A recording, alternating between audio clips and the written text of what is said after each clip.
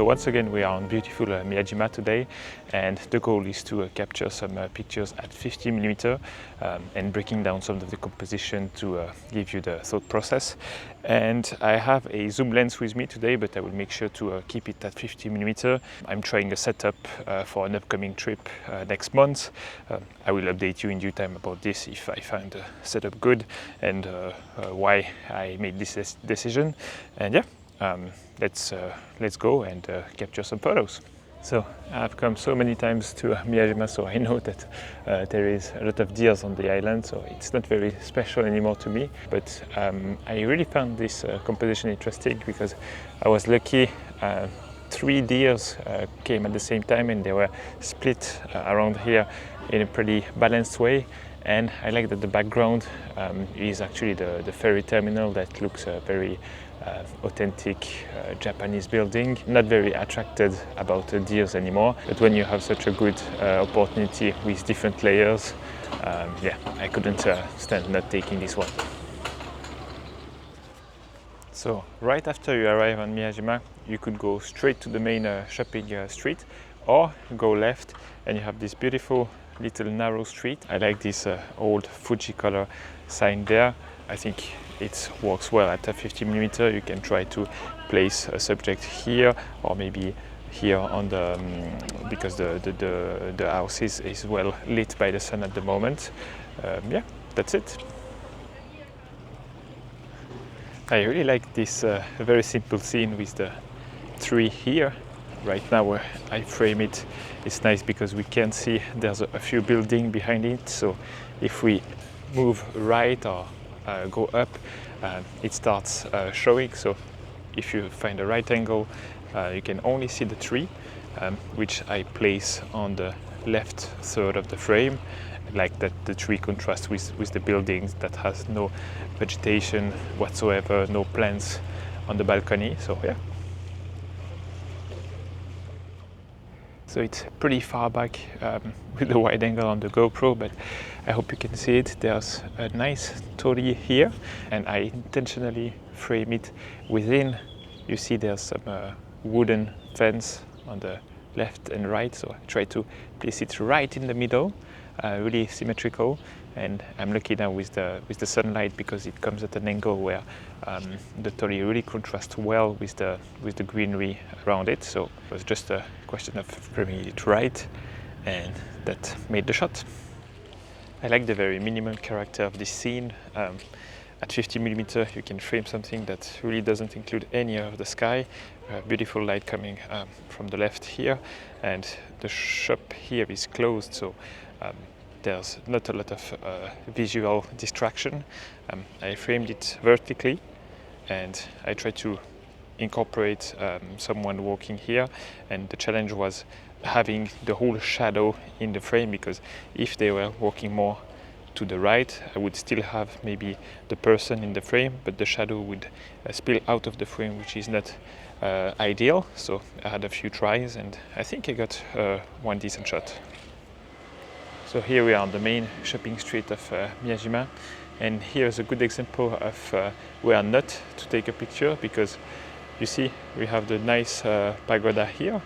The framing is quite cool. Now it could be okay, there's not a lot of people because it's early, but later on it's packed with people.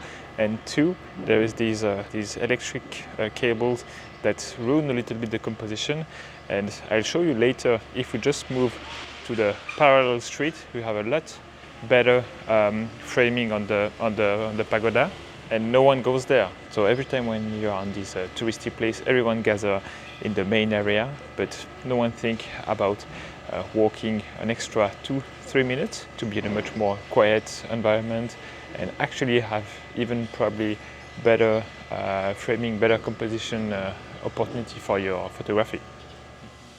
Here I like the combination of the shopping street and the temple in the background.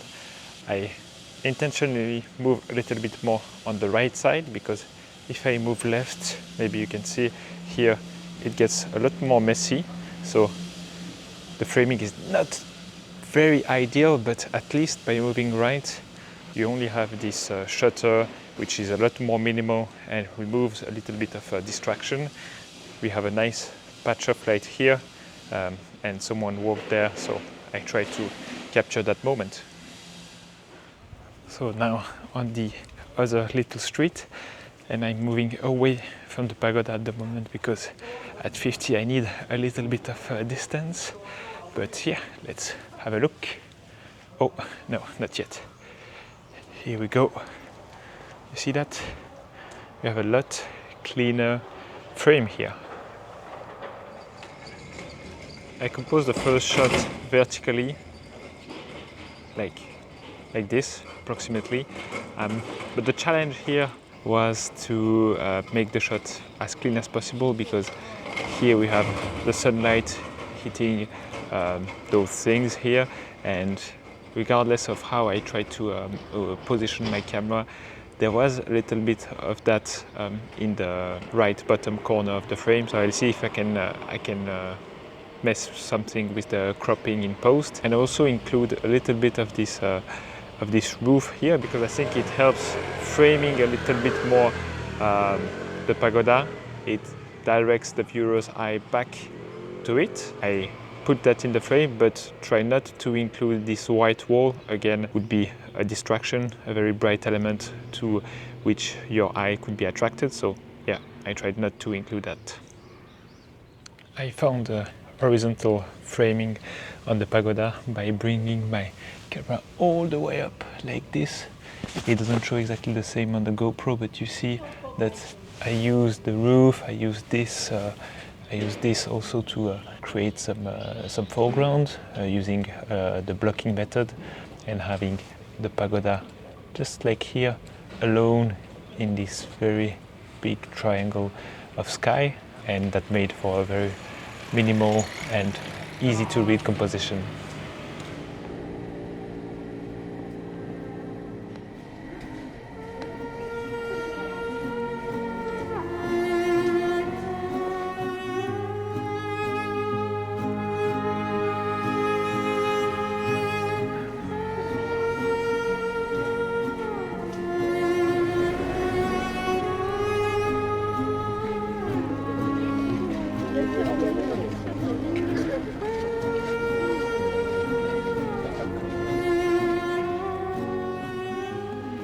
Here's another angle on the pagoda that I really enjoyed, but the thing is, at 50mm it's a bit difficult to compose and have the whole pagoda in the frame, so I will try something different, include only parts of it, using the Dutch tilt to frame my shot a bit like this. And ideally, if we had only one person walking down or up these stairs, it would look pretty cool. But now there's a bunch of people at the top, so it creates some visual noise. It's not that clean, so I'll maybe wait a few minutes to see if it's developing in the right way, and try to get the shot. I ended up also taking a vertical frame just like this, with the level completely straight, trying to have the staircase really in the middle, and actually two people were walking down the stairs, and I really believe that having those two worked even better than having only one. So the shrine has been under construction for a very long time. You can see some of the white thing there, but using the blocking technique helps to hide that in a way, because here I liked this little building. Now the tide is quite high, so we have plenty of water, a nice reflection on it, and using this tree to block the right part of the frame. Now on the wide angle, of course, we see that, but at 50mm we couldn't see any of the construction work, so it worked well, and another good example of the blocking technique. And here it is, the floating torii in the water, but of course you could take a picture straight like this. Now the tide is high, plenty of water, could look nice, but what you have at your disposal, you have plenty of these lanterns, this bigger one, another one here, to help framing your shot. With the 50mm I could find a way to have really only one little section, bright section with the torii in the middle, and the remaining completely dark. So I thought it looked well, And yeah, another way to use your environment, to use the blocking technique, foreground, whatever you want to call it, to have somehow a little bit more interesting shot of such a very well-known landmark, I would say.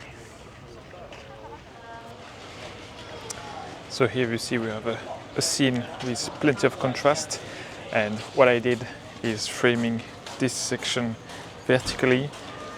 Used a pretty high aperture, I think it was 5.6, but I could have used even f8 or something, and I waited for someone to enter in the frame, and I think I was lucky with one shot, two ladies with some hats walking that direction, made it look pretty abstract thanks to the 50mm quite tight focal length, and yeah, I like it.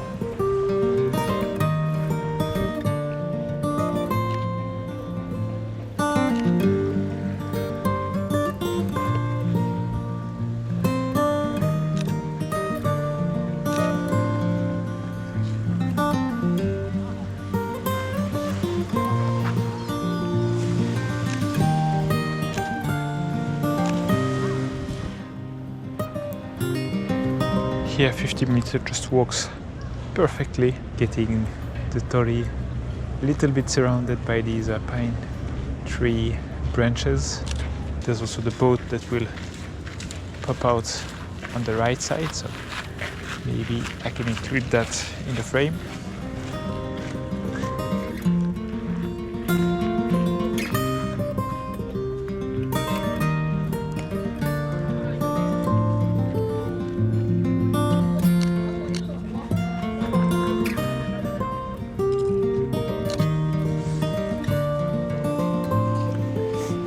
If you want to use the blocking technique, it can be sometimes a little bit difficult to deal with your autofocus and especially the exposure. So what I would do in this scenario is first I would focus and then lock my focus, lock my exposure. I mean, here I'm pretty happy with the exposure. Lock my exposure so both are completely locked, and now I can use anything, like in this instance it's a tree as a blocking element, and grab the shot without affecting the exposure or the focus point.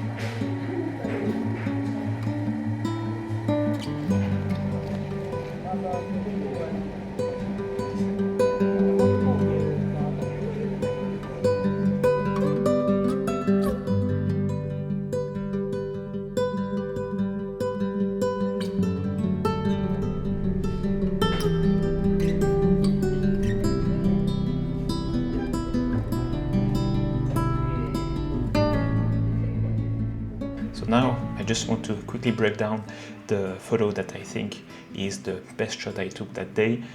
This is this one, and it is not perfect, but I'm pretty happy with it anyway. One thing that I could have done better is placing the Torii more between those two guys. Here we see that the distance between his head and the Torii is quite short, and here we have a lot more distance.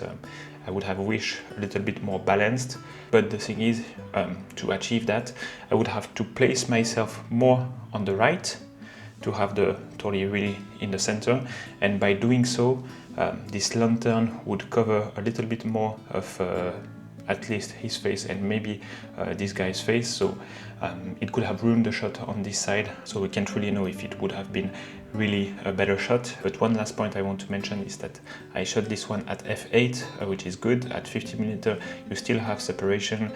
We see that the Torii is the thing that is in focus, their head is not in focus, but f8 keeps still a lot of detail, which I think is a lot more interesting than shooting this shot at, I don't know, f1.4 and having these guys like completely blurred by the bokeh and not being able to identify like the traits of their face and all that. So I think it's another good example that shows that f1.8, f1.4 is not the only solution. Here, shooting at a higher aperture really helped maintaining a lot more detail, which create more layers in this photo. So that concludes today's video. Thanks for watching and see you next time. Bye.